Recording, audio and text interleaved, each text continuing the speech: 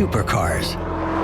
An extraordinary combination of heady engineering, hardcore science, and nearly mythical art that comes together in a single high-performance package. Car companies like to compete with each other, and car companies like to show off. And a supercar can do both of those things. They're machines that live on the cutting-edge frontier of mobility and inspire us to dream. The term supercar is used normally to define cars with incredible performances, with incredible numbers, horsepower, top speed, acceleration. Each and every mega-fast machine owes its existence to the remarkable discoveries and evolutionary steps taken in the past by brave engineers and daring pilots. So you build this incredibly powerful car that, draws all the magazine covers, draws all the headlines. You sort of show who you are. This is the story of mankind's relentless pursuit for speed, the remarkable machines that brave the way, and the amazing evolution of Supercar Tech.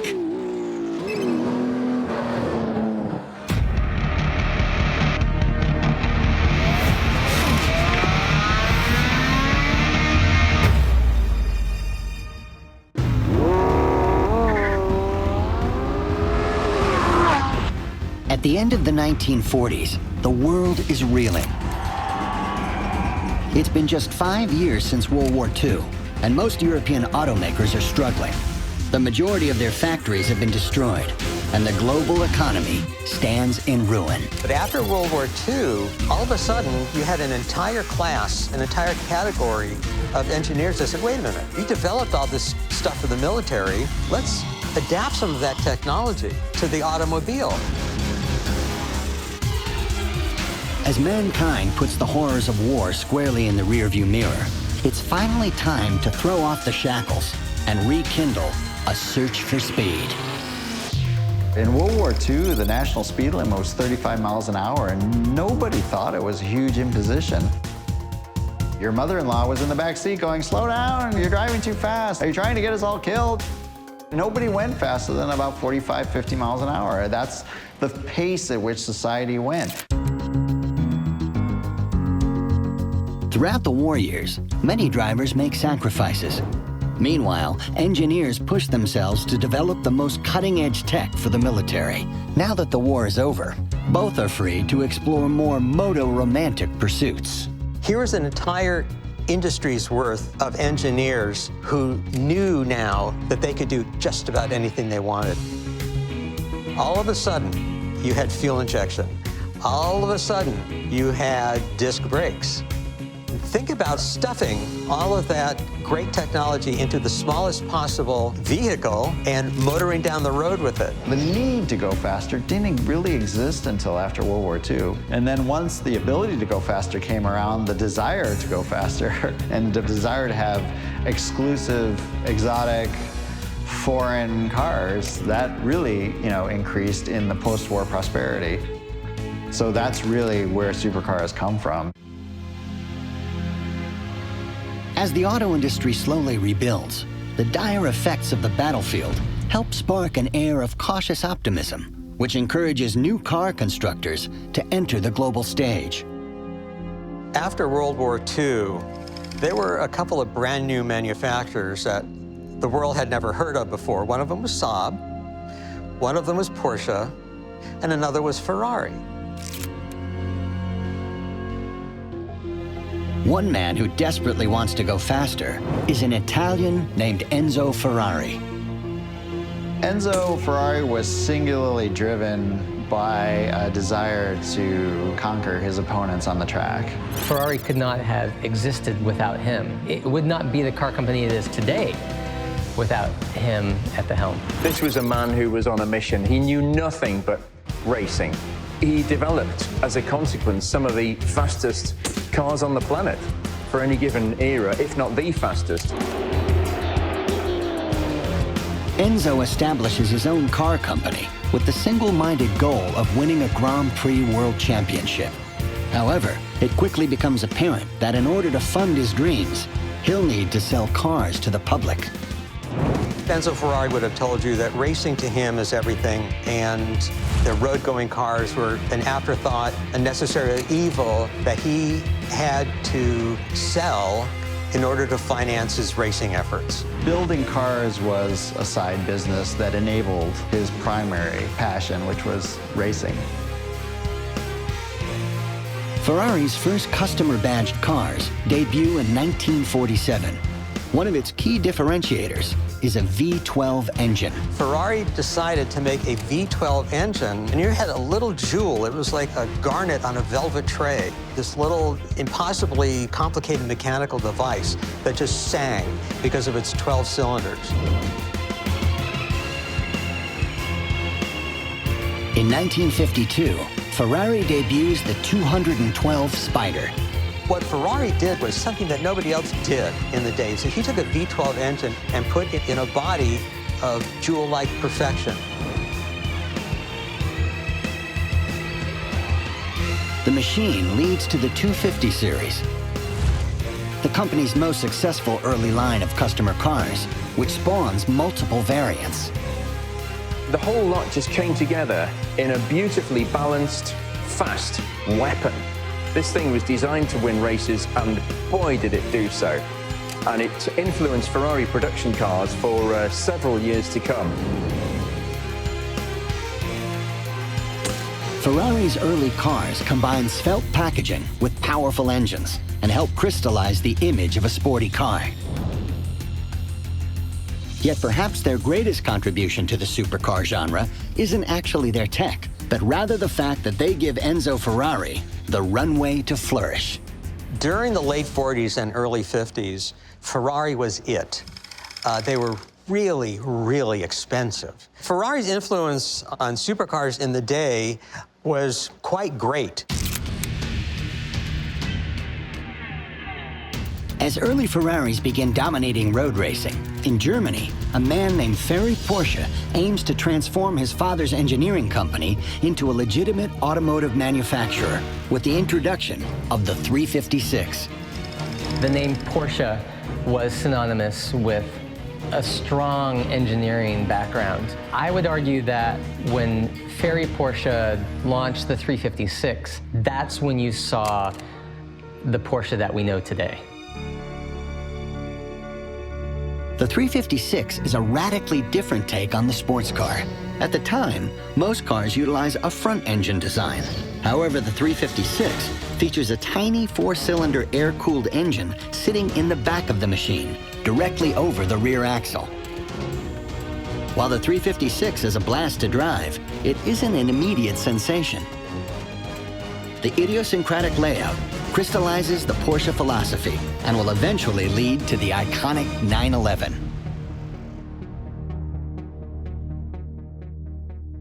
They've always been focused on two things, being fast and being fun. And that's a sort of core value that they've stuck to right from the word go. While Enzo Ferrari builds his Italian empire and Ferry Porsche transforms his engineering firm, in England, an old stalwart reawakens and helps revitalize the sports car genre along the way. The Jaguar builds beautiful cars. In 1948, Jaguar returns to glory with the introduction of the XK120. It is one of the fastest cars of the period and helps bring the marque back into the sporting fold. The XK120 in the early 50s that really put them on the map. This car was so named because it went 120 miles per hour on the Jacobi Highway in Belgium. The XK120 layers aluminum over an ash wood frame, creating a very light front-engine roadster. Yet more importantly, it becomes the archetype of the English two-seat sports car, a genre that has profound effects on the supercar space in the coming decades. It really was a defining car for Jaguar, and that was a stunning car, very successful car. As road-going sports cars become easier to define, out on the track, Grand Prix racing takes the next evolutionary step with the introduction of Formula One in 1950. One marque immediately dominates the competition: Maserati. Yeah, Maserati, in the 50s, basically built race cars. They built, some of the fastest cars in the world at the time. If you close your eyes and think about a 1950s Grand Prix car, chances are you're thinking of a 250F.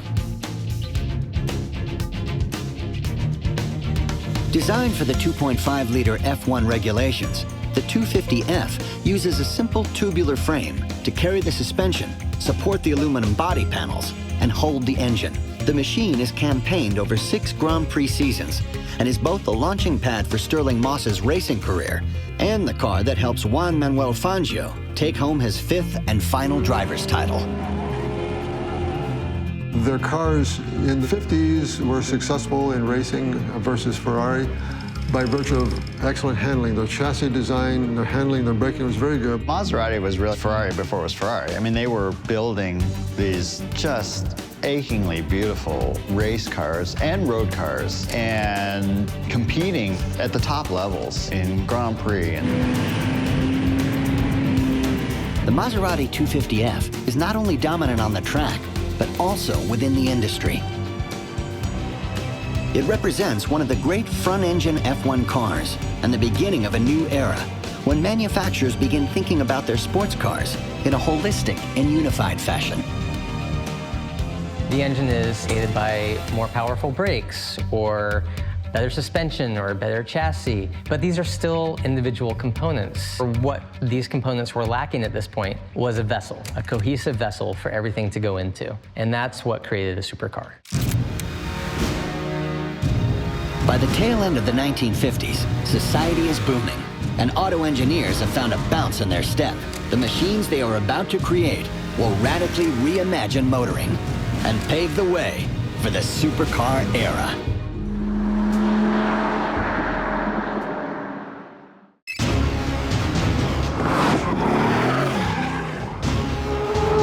Supercars push the boundaries of both art and science, yet bringing them to life requires precision engineering and a bold ability to dream. Part of what goes into a supercar is a lot of intellectual calisthenics, a lot of machinations, because you have to dream up this stuff. Following the austerity of the post-war 1940s, the car industry explodes with creativity in the 50s. You just have the visionaries, the people that were behind these incredible inventions that were so passionate and so driven to create these things in a world that largely told them they were crazy. And to continue to pursue it tirelessly at risk of life and limb in many cases is what has culminated in the era of the supercar. One of the most innovative and drop-dead gorgeous sports cars arrives in 1954 when Mercedes-Benz introduces the 300 SL. It is a landmark machine that almost single-handedly rewrites the contemporary sports car overnight. The 300 SL took all of the technology that Mercedes gained in racing and applied it to a very civilized road-going car. The 300 SL Gullwing was Mercedes-Benz effort to try and re-establish themselves successfully as a premier sports car manufacturer. Mercedes bases the machine on the marque's successful SLR race cars, which finish in first and second place at Le Mans just 2 years earlier. Mercedes was always an engineering powerhouse. And in the mid-50s, Mercedes-Benz wanted to go racing, so they created the 300 SL, which is basically a race car. And then they adapted that technology for the street. Even though the 300 SL is based on a race car, it's fundamentally designed for street use. This will become a key strand of the supercar's eventual DNA. This was a highly advanced car for the mid-50s. It had a tube frame construction. The 300 SL's lightweight chassis weighs just 49 kilos. It's so light that just one man can pick it up. The machine is so svelte that Mercedes decides to badge it as an SL, which stands for Superlicht, or super light. Mercedes 300 SL had gullwing doors, and the reason it had gullwing doors was because of the monocoque chassis, or I should say frame. The The innovative space frame gives the 300 its required rigidity, yet it also creates a problem. Conventional doors won't work because the chassis sits above the occupant's cell, so engineers are forced to think outside of the box. All these little tubes were welded together to get the kind of structure, to get the kind of solidity that Mercedes had to have, that they were known for. That structure had to come halfway up the side. The sills had to be so thick because of the tube frame construction that they couldn't have conventional doors, so they hung gull wings on it, roof-hinged doors, which would open like a bird, and that's how it earned its nickname, the gull wing. It's a classic case of form following function. The cutting-edge space frame actually necessitates the gull wing doors, which in turn help transform the machine into a style icon for the ages. The doors themselves certainly attracted attention, like, wow, look at that.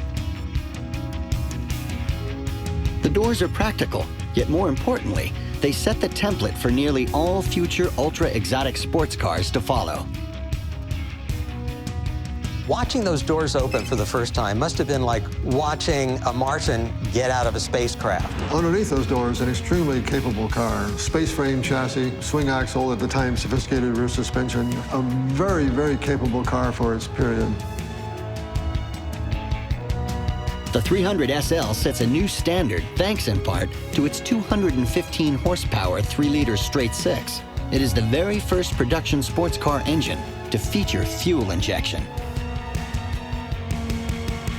Revolutionary. The 3-liter engine was the first production car engine to use direct fuel injection, but the handling was a bit lively. That sort of added to the mythicism and kudos of the 300 SL Gullwing. A really great landmark car. The Gullwing is definitely a milestone car of the 20th century. It's an iconic design. I mean, it was a supercar before anyone even thought about supercar as a thing. The breakthrough fuel injection tech revolutionizes the car industry because it helps an engine run smoother and more efficiently. With fuel injection, there's a predictable amount of fuel that is squirted through the cylinder each time, so it makes more consistent combustion, better fuel economy, better power, better reliability. It's just better all the way around. Fuel plus air equals motion. That's the basic science behind all combustion engines. Early power plants use a device called a carburetor to help regulate the air and fuel mixture. However, it's hard to tune and rarely delivers the right amount of petrol when the engine needs it most. Fuel injection remarkably improves the situation. It precisely controls the flow of fuel to the engine, which not only is more efficient, but also guarantees a higher power output. Let's give this car this crazy thing called fuel injection. That way you don't need a carburetor that decreases performance in turns because of the centrifugal force of gasoline in the fuel bowl of a carburetor. Fuel injection comes on the scene thanks to racing, before Mercedes-Benz harnesses it for their road-going sports car. However, the differences between the track and the tech needed on a country back road are quickly diverging. During the 1950s, the technology that was embodied in a racing car was fairly easily transferable to that of a road car. Before long, the differences became sharper and sharper. As the automobile continues to evolve, race cars and road cars are heading down two different technological paths. Many believe that the true fork in the road comes in the late 50s, when British automaker Jaguar dominates Le Mans, winning the race in 1955, 1956, and again in 1957, with an impressive 1, 2, 3, 4, 6 sweep. The D-Type very easily represents the fork in the road, because here you had a car that was a racing king. It won Le Mans multiple times. You couldn't beat it. The D-Type is a masterpiece of racing tech, yet it's quickly outpaced thanks to the continual march of progress. Even though there was a time that it was considered unbeatable, that doesn't last forever. Pretty soon, other manufacturers, other engineers see what you're doing, and they embody those innovations in their own cars. Then you have to up your game. When Jaguar saw that its D-Type was no longer competitive, they say, okay, I get it. We still have a bunch of these left over. In fact, we had 25 left over, so why don't we make them into road-going cars? The ultimate road-going cars. Sensing the shift, Jaguar Company founder Sir William Lyons decides to convert his unused D-Type race cars into menacing road cars. It is the birth of the Jaguar XKSS, one of the most beloved and voluptuous machines ever created. It's considered to be one of the most beautiful cars in the world.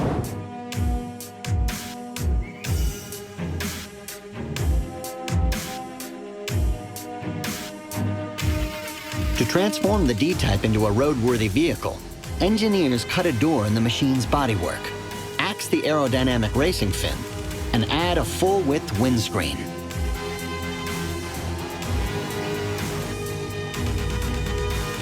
Let's take the little windshields off and give it a proper windshield. Let's give it a proper top. Let's give it a means to carry luggage. So it's easy to see how one racing car can become a road car and how one path takes you down a completely different road, literally and figuratively. The importance of the XKSS isn't how fast it goes, but rather how quickly it stops.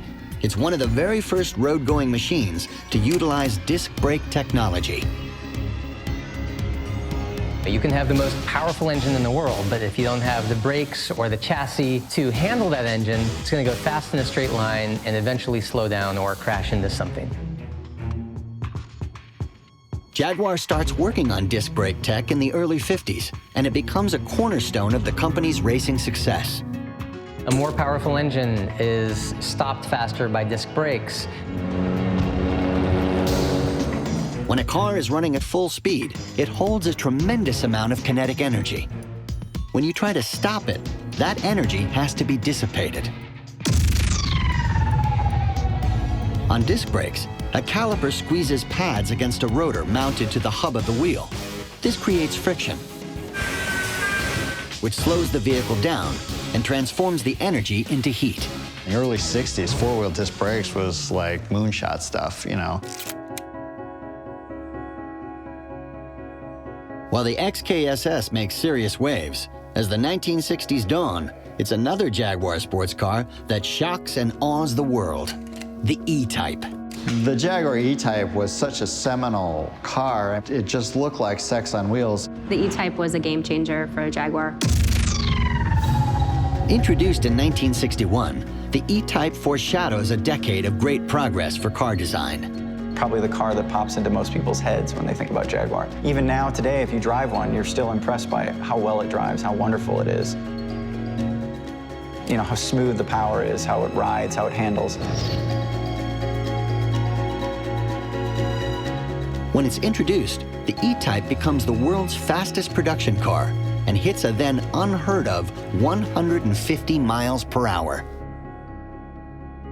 I think it is a car that most people will agree is beautiful and such an expression of the 1960s and the era of liberalization and do it because it feels good, and no car represents that better.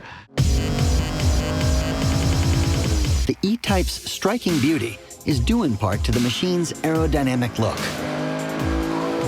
This design by Malcolm Sayer, where he laid out all the points of the design mathematically, the way you would design an aircraft, but yet produce this, you know, totally organic, visceral shape. It really was lightning in a bottle. Up until about the time of the Jaguar, aerodynamics was more art than science. If it looked sleek, it was aerodynamic. At the time, little is known about automotive aerodynamics, so Sayer tapes tufts of wool to prototypes and observes them while driving down the road. Drag is the amount of force being applied to a car as it goes through the air. It's like the friction that the air has against a shape as the shape moves through it, and so less drag is better because it's more slippery aerodynamic. As the science of super high performance comes into a sharper focus throughout the 60s, a group of brave mechanical masterminds in northern Italy ponder what comes next. The car they envision will change the game once and for all.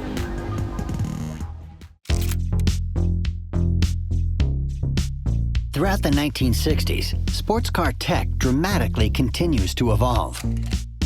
Yet defining what makes a supercar is still completely unknown. A supercar is a collection of some of the best technologies all in the same car.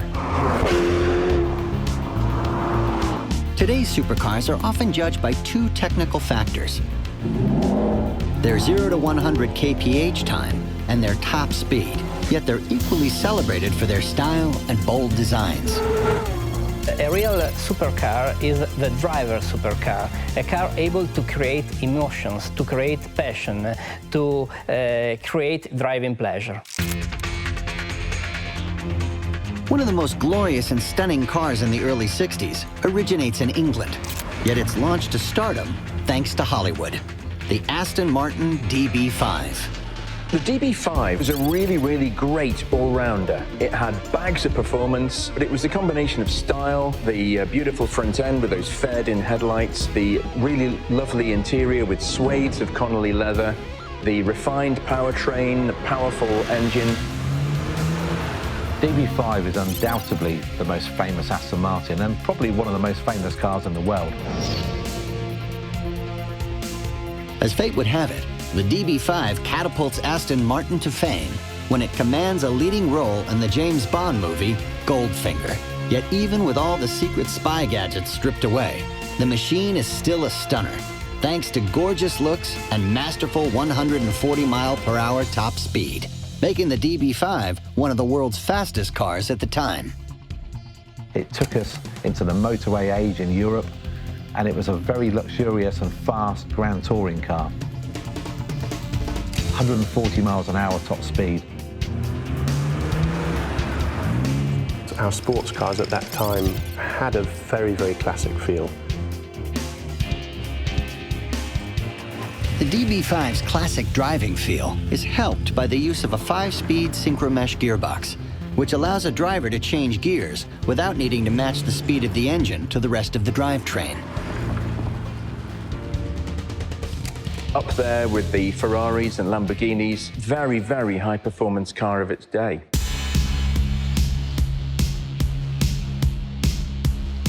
There are era-defining cars, and then there are transcendent machines. The 1963 Porsche 911 is both. The 911 is one of the longest-running names in the sports car scene. The brand would not exist if it weren't for this car. To drive a Porsche, there is a oneness with the car, a solidity with the car that you just don't find in any other manufacturer. In the early 60s, Porsche is a small car constructor fighting to survive. Company engineers decide to stake their claim to the sports car market and debut a new sporting machine. The 911 is such a good quality, practical car that does magnificent things on the road that other impractical and unreliable cars might sometimes do, that developed a niche for Porsche that they really own. They are it. The niche that Porsche cultivates stems from their unorthodox decision to use a rear engine layout. It's an enigma because the 911 is a continuous improvement of a car that doesn't make sense.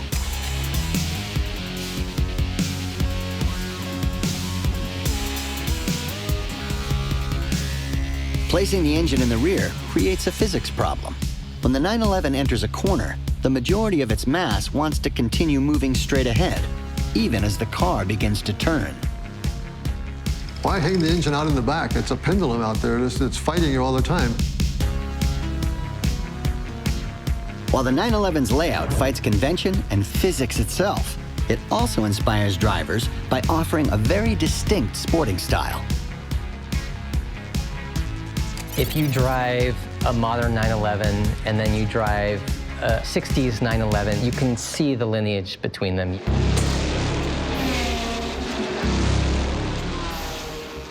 By the middle of the 60s, the technical elements are finally in place for the greatest transformation of the automobile since its inception. And surprisingly, it doesn't come from a corporate behemoth, but rather a small rural Italian car constructor that's only been in business for 3 years. In 1966, Lamborghini reinvents the sports car when it debuts the Miura. The paradigm shift came with the introduction of the Lamborghini Miura. The Miura, which just kind of like kicked off the supercar race. And they produced this car, and the course of automotive history changes. The Miura is both stunning and groundbreaking. It's luxurious, fast, cutting edge, and highly exotic. And more importantly, it's the very first machine to be called a supercar. The modern supercar sort of begins with the Lamborghini Miura. The expression supercar was, I believe, coined by a British journalist describing the Miura, and it almost certainly was the first supercar. The Miura launches to massive acclaim and immediately sparks the imagination thanks to its massive transversely mounted quad-cam V12 engine that produces a whopping 350 horsepower. This was a car that used the V12 that Ferruccio Lamborghini had developed. Instead of turning it longitudinally, he turned it transversely, put it in the middle of the car, behind the passengers, but in front of the driving axle. While the orientation of the engine is unique, it's actually where it sits in the chassis that makes the machine so special. The Miura is the world's first production supercar to feature a mid-engine two-seat layout. The thing that's really special about the Miura from a technological point of view is that they took this great big 4-litre, 4-camshaft V12 engine and shoehorned it into a tiny space across the car transversely. And they actually found room to put the gearbox in with the engine in one casting, as it happens. That was way out there. There's hardly been a car made before or since with that level of engineering audacity in it.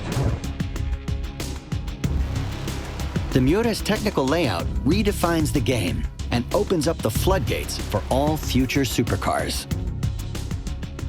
You've got a car that looks like it's doing 150 miles an hour standing still, really fabulous shape. It makes the most wonderful noise, and it's very, very powerful and very fast. The stunning success of the Miura immediately proves the validity of mid-engine machines. Lamborghini invented the mid-engine supercar, and the reason that all supercars have followed that formula is because it's the right one. What the Lamborghini Miura did was set a new standard. It was essentially an engineer's epiphany. They said, we didn't have to make front engine anymore. Let's put the engine really where it belongs in a car. They just started moving stuff around on the table, and they came to this notion of putting the engine and transmission parallel together in the car sideways. Let's throw away the rule book. Let's start with a clean sheet of paper. Let's do it the way we've always wanted to from the beginning. The clean sheet design allows engineers to focus on the best technical solutions and not conventional wisdom. To build an exceptionally brilliant handling car, they decide to centralize the mass in the center of the machine. With the engine in the middle of the car, you have the right ingredients right off the bat for great handling. In addition to better handling, a mid-engine car offers numerous other performance advantages, including increased stability, a more comfortable ride, and perhaps most important of all, improved traction. Placing the heaviest object in the center of the vehicle gives each tire maximum grip, which when combined with a high horsepower engine is a recipe for fast acceleration. Mid-engine cars, where the engine's in the back, have a lot more weight in the back, and that helps them put that power down.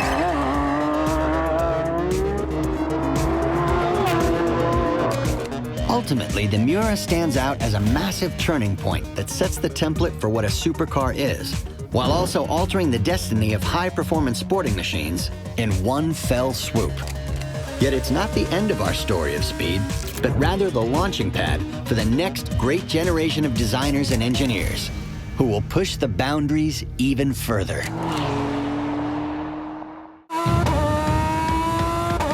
The Miura's perfect blend of Italian flair and pioneering high-tech science renders all other previous sports cars obsolete. Now, there's a need to push further and faster. To call a car a supercar is to call it a superlative. It's like a supercomputer, a supermodel, a supervolcano. These are things that are way out of the ordinary. They're so extreme that they deserve special attention. As the auto industry enters the 1970s, the quest to create the perfect supercar kicks into a higher and more ultra-modern gear. Futuristic design takes center stage, especially when paired with a V12 engine and a super low-profile shape. The early wedge shape, really flat surfaces, really low, wide. Like the wedge supercars, it's like the wedge shape is the best for aerodynamics. The introduction of the mid-engine layout and the functional look of cutting-edge aircraft inspire Italy's car designers to ditch the sensual and rounded look of post-war sports cars. In its place, they craft an entirely new design language that's based on the best aerodynamics of the day and aimed at redefining what's cool.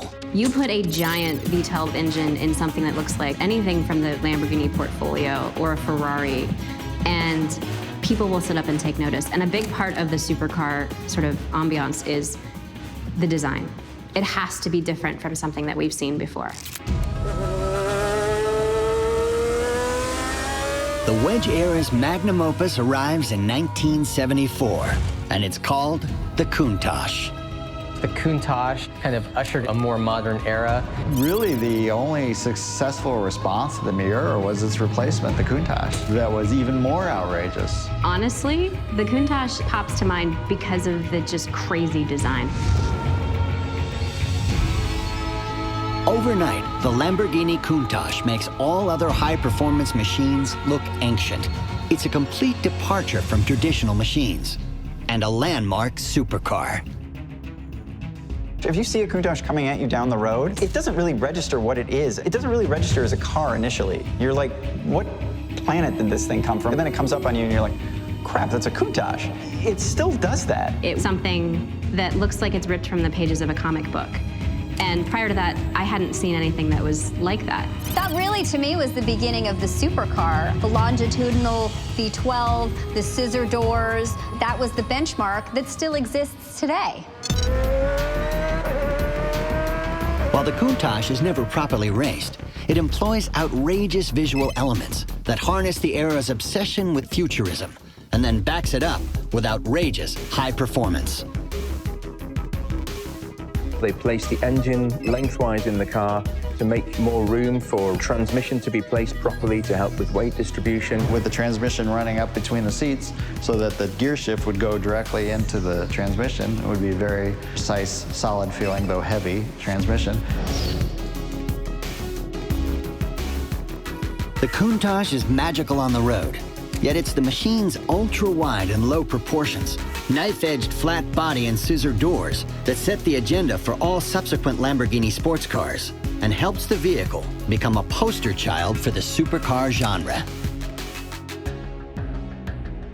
There's something about Lamborghini and the design that they create that makes it just so outrageous. It's like they design spaceships. They aren't afraid to test the limits and push bounds. The Countach was really the only effective replacement for the Miura, and it was so effective that it created a genre all of its own, which was the supercar. It didn't exist.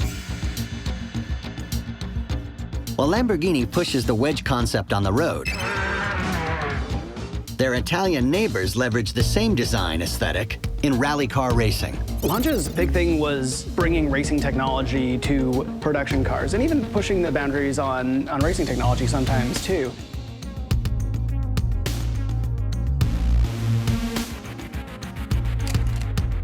In 1973, Lancia introduces the Stratos. It's the first series-produced car built from scratch to compete in the World Rally Racing Championship. What I love about the Stratos is that it's engineering first. It's a car with all of these firsts, and it's designed with racing in mind. In fact, that's exactly why the car was built, was to go racing. And the shape, well, it was different.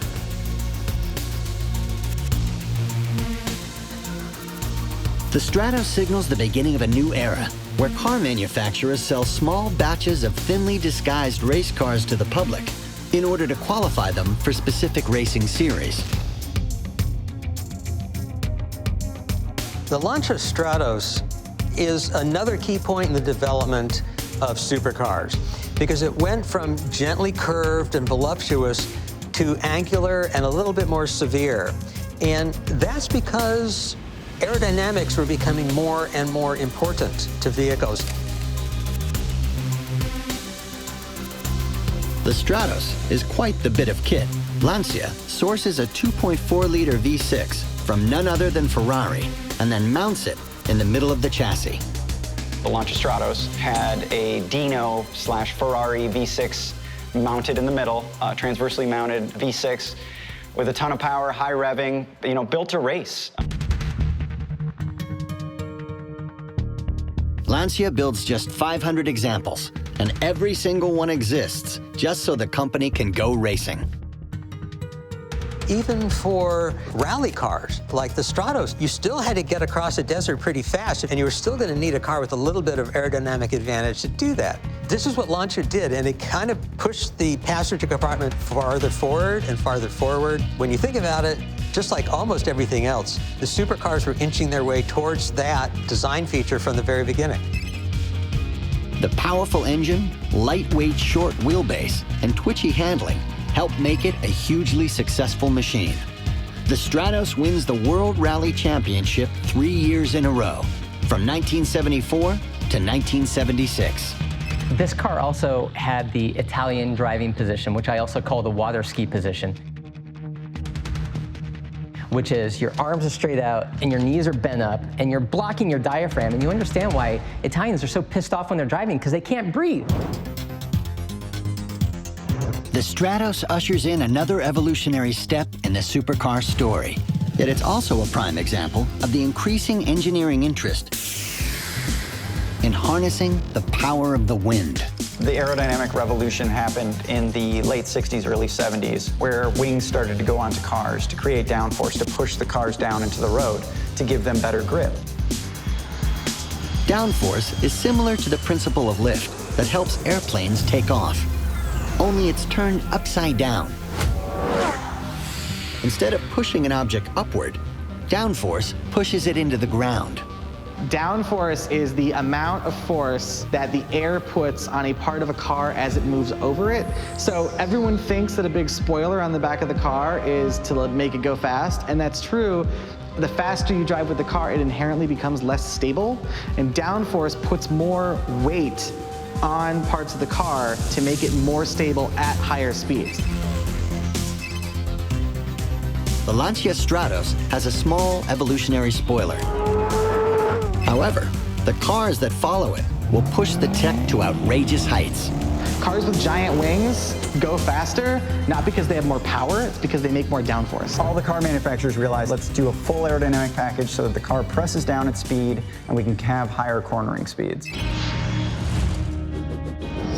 A prime example of how aerodynamics and the need for greater downforce quickly influence car design comes from Germany just a year later.